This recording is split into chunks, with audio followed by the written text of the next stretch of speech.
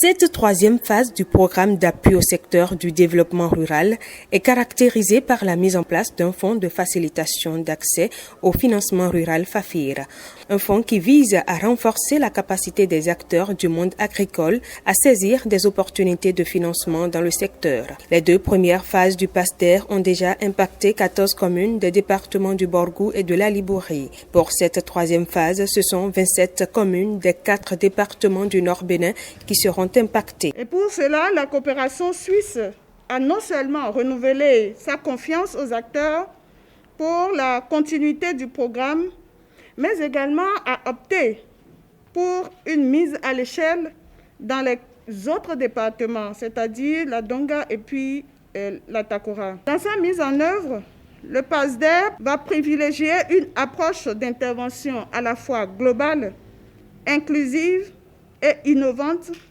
pour contribuer au développement de 9 filières. Ce défi d'augmenter à 27 communes dans les 4 départements du Nord. Et ça m'a fait particulièrement plaisir d'entendre la disponibilité aussi de Borgou à Libori de partager les expériences avec Atakora Donga. C'est ça qui est essentiel.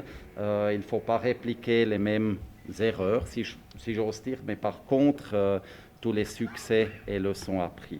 La nouvelle phase, elle vise aussi une approche plus économique et créatrice d'emploi. C'est le directeur de cabinet du ministre en charge de l'agriculture qui a procédé au lancement de cette phase 3. Programme d'appui au secteur du développement rural phase 3, objet de la présente cérémonie, est la suite logique des phases 1 et 2, dont les résultats ont permis d'améliorer de façon significative les conditions de vie des producteurs et des éleveurs. Comprenez donc avec moi toute l'importance accordée par le ministère de l'Agriculture, de l'Élevage et de la Pêche à la mise en œuvre diligente des actions prévues dans ce programme. Le MAEP jouera entièrement sa partition et j'invite toutes les parties prenantes à prendre la mesure des défis à relever. Au terme de la rencontre, le PASTER a fait don de dispositifs de lavage de mains et de gel hydroalcoolique aux acteurs concernés afin de leur permettre de faire face à la pandémie du Covid-19. Ils ont également bénéficié des sacs d'intrants agricoles qui leur permettront de booster leur production.